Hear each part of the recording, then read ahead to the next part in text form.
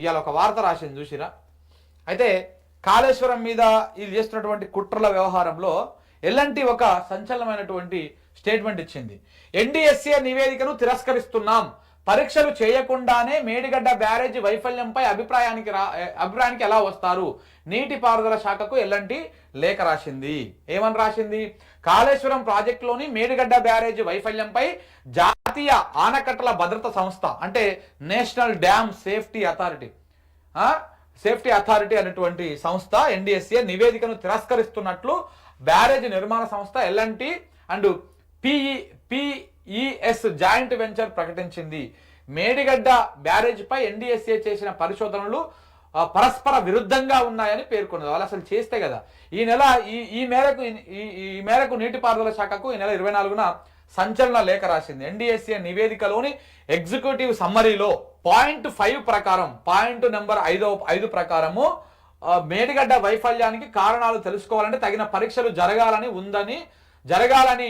ఉందని ఎల్ఎన్టీ గుర్తు చేసింది. ఆ పరీక్షలు చేయకుండా రాఫ్ట్ సీకెంట్ ఫైలు కటాఫ్ల పరిస్థితి తెలుసుకునే అవకాశం లేకుండా పోయిందని నివేదికే స్పష్టం చేసిందని తెలిపింది. కానీ గ్రౌండింగ్ కారణంగా పరీక్షలు చేయలేకపోయామని నివేదికల్లో పలు చోట్ల ప్రస్తావించారని పేర్కొన్నారు. క్వాలిటీ కంట్రోల్, నిర్మాణ వైఫల్యాలు, నిర్మాణ క్రమంలో వినియోగించే సామాగ్రి పరీక్షలు చేయని విషయాన్ని తెలిపిందని గుర్తు చేసింది. పరీక్షలు చేయకుండానే వైఫల్యానికి కారణాలపైన ఏ విధంగా అభిప్రాయానికి వస్తారని ప్రశ్నించింది. నివేదికలోని పేజీ నెంబర్ 283లో క్వాలిటీ మేనేజ్మెంట్ ప్రోగ్రాము పత్రాలను నిర్మాణ సంస్థ సమర్పించిందని చెబుతూనే క్వాలిటీ కంట్రోల్ ప్రమాణాలు పాటించలేదని మరో చోట పేర్కొన్నారని ఎల్ఎన్టీ తప్పుపట్టింది. 2024 మార్చి 21న ఎన్డీఎస్ఏ తమకు ప్రశ్నావళిని ఇవ్వగా అందులోని అన్ని అంశాలకు జవాబు ఇచ్చామని తెలిపింది. ఇక 2016 జూలై 14న క్వాలిటీ కంట్రోల్ మాన్యువల్ నీటిపారుదల శాఖకు సమర్పించామని, సీకెంట్ ఫైలును ఏ విధంగా వినియోగించాలనే విషయాన్ని వివరించామని వెల్లడించింది. నిరంతర క్వాలిటీ కంట్రోల్ పరీక్షలకు సంబంధించిన నివేదికలు కూడా ఇచ్చామని, ప్రతి 3 నెలలకు ఒకసారి నీటిపారుదల శాఖ జారీ చేసిన వినియోగదారుల సంతృప్తి నివేదికతో పాటు థర్డ్ పార్టీ టెస్ట్ మెటీరియల్ను, అంతర్గత ఆడిట్ నివేదికలను ప్రతి వారం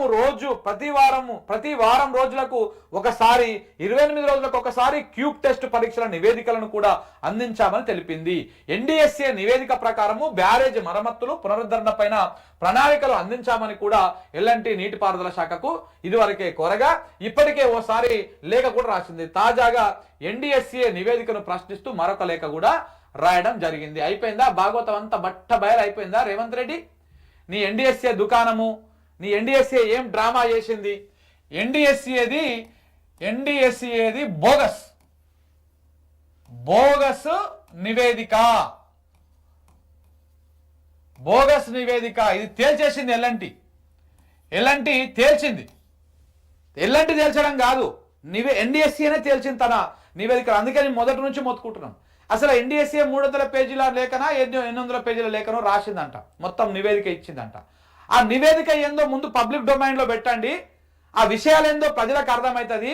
ఎవరైనా నీటిపారుదల రంగ నిపుణులు కానీ, ఆ సివిల్ ఇంజనీర్ మీద గ్రిప్పునటువంటి వాళ్ళు కానీ ఆ నివేదిక చదివితే దాంట్లో ఉన్నటువంటి లోపాలేంటివి, వీళ్ళు చెప్పినటువంటి వాటికి ఎంత శాస్త్రీయత ఉన్నది, వీళ్ళు నిజంగానే స్టడీ చేసి చెప్పిర్రా, స్టడీ చేయకుండా చెప్పిర్రా, ఏం చెప్పిర్రు అనేటువంటి వ్యవహారాన్ని బయటకు వస్తుంది అని చెప్పేసి నేను మొదటి నుంచి మొత్తుకుంటూనే ఉన్నా. నాకు ఎందుకంటే ఎన్డీఎస్ఏ మీద నమ్మకం లేదు, ఈ వ్యవహారం మీద నమ్మకం లేదు.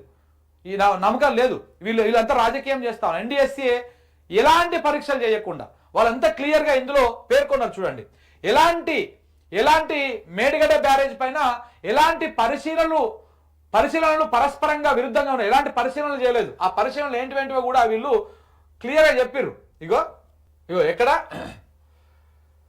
ఇగో మేడిగడ్డ వైఫల్యానికి కారణాలు తెలుసుకోవాలంటే దానికి తగిన వీళ్ళు ఇచ్చేటువంటి నివేదికలో పాయింట్ 5 ఆ పాయింట్ నెంబర్ 5 దగ్గర మేడిగడ్డ వైఫల్యానికి కారణాలు తెలుసుకోవాలంటే తగిన పరీక్షలు జరగాలని ఉందని ఎల్ఎన్టీ గుర్తు చేసిందంట.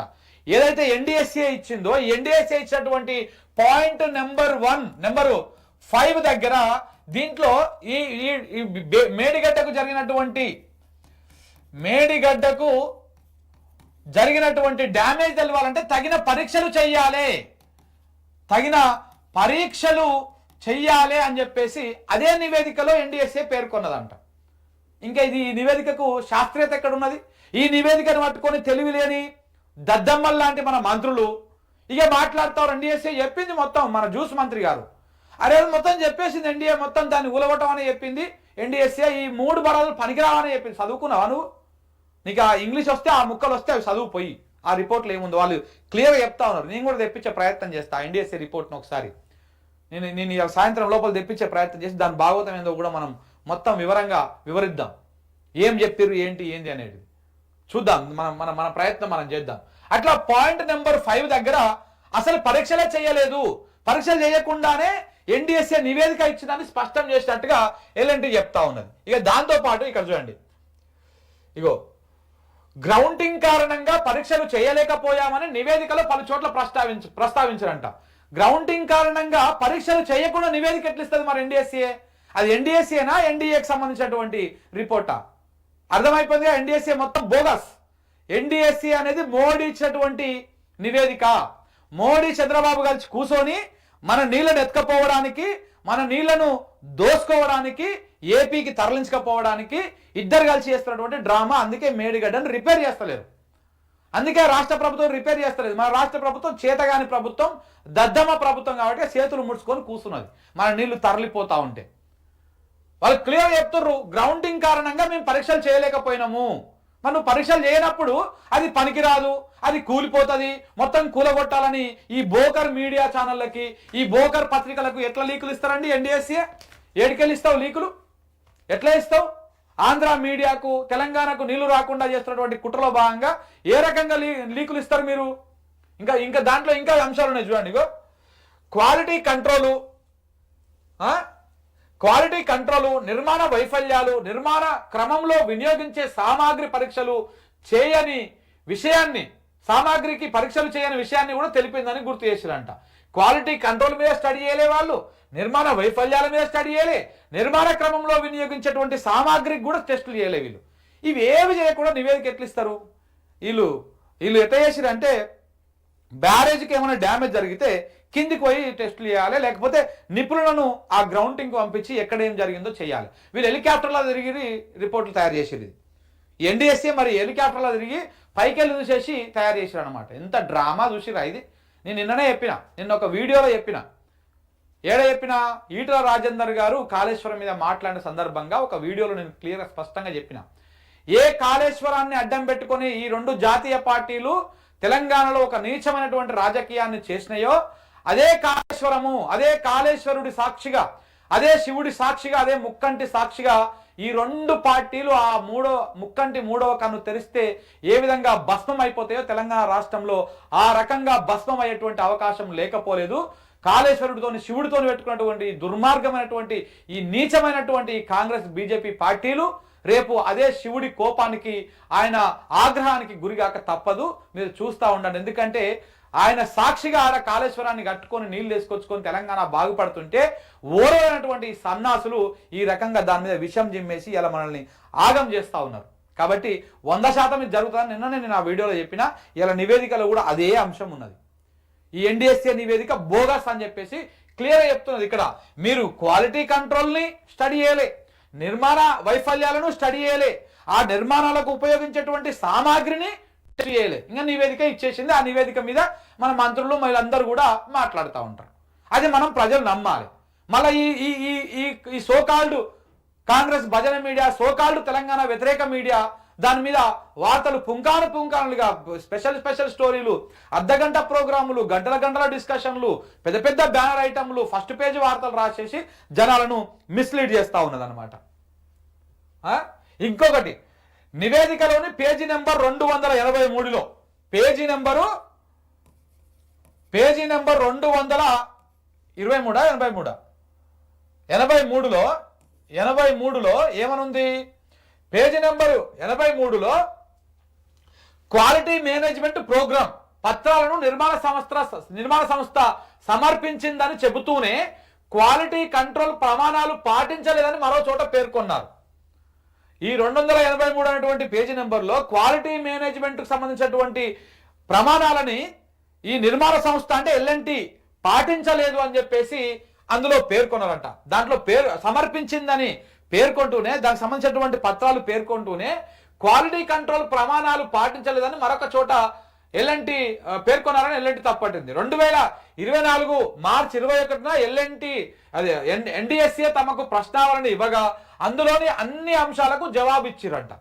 ఏవేవైతే డౌట్లు ఉంటే ఆ డౌట్లు అన్ని ఎన్డీఎస్ఏ ఈ ఎల్ఎన్టీకి పంపిస్తే దానికి సంబంధించినటువంటి అన్నింటి సమాధానాలను అన్నింటినీ ఫైల్ను సర్టిఫికెట్తో సహా జత చేసి వాళ్ళందరికీ సమర్పించారంట. ఎప్పుడు 2016 జూన్ 14న క్వాలిటీ కంట్రోల్ మాన్యువల్ నీటిపారుదల శాఖ సమర్పించామని ఆ రోజు ఇచ్చినటువంటి సర్టిఫికెట్ను సీకెంట్ ఫైల్ను ఏ విధంగా వినియోగించాలనే విషయాన్ని కూడా వివరించామని నిరంతర క్వాలిటీ ఇవన్నీ కూడా వాళ్ళు సమర్పించారంట.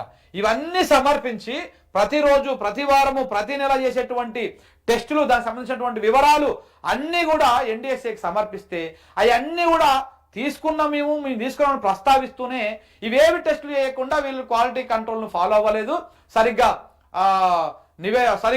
నిర్మించలేదు అని చెప్పేసి ఎన్డీఎస్ఏ చెప్పడం శుద్ధ అబద్ధము, తప్పుడు విషయాలను ఈ నివేదికలో పేర్కొన్నారు కాబట్టి మేము దీన్ని తిరస్కరిస్తున్నాము అని చెప్పేసి ఎల్ఎన్టీ అనేటువంటి సంస్థ దాన్ని తీసి మన రేవంత్ రెడ్డి గారి నీటిపారుదల శాఖ మొక్కన పెడేలు అని కొట్టేసింది అనమాట. అంటే కొట్టేసింది. ఎల్ఎన్టీ సంస్థ ప్రపంచ ప్రఖ్యాతి కాల్చినటువంటి సంస్థ. మీరు ఈ జూజుబి వేషాలు వేయొద్దు దాని దగ్గర. ఎన్డీఎస్ఏని పెట్టేసి ఈ డ్రామాలు ఆడొద్దు. నీ మోడీ కోసం కాదు, నీ మోడీ కోసమో లేకపోతే నీ కోసమో చంద్రబాబు కోసం ఎల్ఎన్టీ సంస్థ అనేది తలొగ్గేది కాదు. ఒక ఓనర్ లేనటువంటి సంస్థ ఎల్ఎన్టీ సంస్థ. దాని చరిత్ర తెలుసుకొని కాంప్రమైజ్ కానటువంటి సంస్థ ఎల్ఎన్టీ సంస్థ. చరిత్ర తెలుసుకొని దాని గురించి మాట్లాడితే బాగుంటుంది, దాని మీద నిందలేస్తే బాగుంటుంది.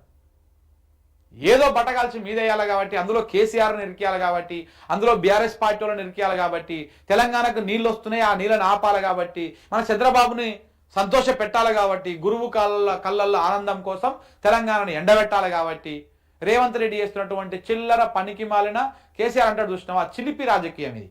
ఈ చిలిపి రాజకీయాలు నువ్వు గోడలు దుంకే దగ్గర చేసుకోవాలి కానీ ఇక్కడ చేయకూడదు. సో ఈ వ్యవహారాన్ని ఇక్కడితోని వదిలేసి ఇప్పటికైనా బుద్ధి తెచ్చుకొని జ్ఞానం తెచ్చుకొని జరబోయి ఆ మేడిగడ్డని రిపేర్ చేయండి. రిపేర్ చేసి మన నీళ్ళని మనకు వచ్చేటువంటి విధంగా ప్రయత్నాలు చేయండి. ఇంకా ఇలాగనే ప్రయత్నాలు చేసి తెలంగాణని ఎండబెట్టాలని కుట్ర చేస్తే బిడ్డ గుర్తుపెట్టుకొని తెలంగాణ తిరగబడుతుంది. తిరగబడ్డప్పుడు మీ గోషీలు ఊడిపోతాయి. కాంగ్రెస్ నాయకుడు ఒక్కడు కూడా ఊర్లల్లో కండువాలు వేసుకొని తిరిగే పరిస్థితి ఉండదు. మేడిగడ్డను రిపేర్ చేయకుండా తెలంగాణ నీళ్లను రాకుండా ఏదైతే తప్పుడు ప్రచారాలు చేస్తున్నారో అలాగా మీరు ఇంకా కూడా ఇదే కంటిన్యూ చేస్తే మాత్రం తెలంగాణ సమాజం తిరగబడుతుంది. అందులో ఎలాంటి అనుమానం లేదు. ఇప్పటికైనా గోదావరి జలాలని కాపాడుకోవాలి, ప్రాణహిత నీళ్లను మనం ఎత్తిపోసుకోవాలి, మన నీళ్లను మనం వాడుకోవాలి. లేకపోతే అంత ఆగమైనటువంటి పరిస్థితి కనపడుతుంది. ఎన్డీఎస్ఏ నివేదిక బోగస్, ఇది బోగస్ అని చెప్పడానికి ఇంతకు మించినటువంటి ఆధారాలు ఇంకా అవసరమే లేదు. ఆ ఎన్డీఎస్ఏ నివేదిక గురించి ఇంకా పైన మాట్లాడితే మంత్రులు ఒకసారి ఆ నివేదికను మొత్తం పూర్తిగా క్షుణ్ణంగా మీకు ఎట్లాగో అర్థం కాదు కాబట్టి మీ పక్కన ఉన్నటువంటి సలహాదారులతోటి లేకపోతే ఎక్స్పర్ట్స్ తోటి చదివించుకొని నిష్పక్షపాతంగా అందులో ఏ అంశం ఉందో అది చెప్పించి అందులో ఏమున్నాయో వాస్తవం ఏంటో అబద్ధాలు ఏంటో చెప్పి తెలుసుకొని మాట్లాడండి. లేదనుకుంటే ప్రజల ముందు మీ పరువే పోతుంది. వాస్తవాలు గిట్లనే ఎప్పుడో ఒకరోజు బయటకు వస్తాయి.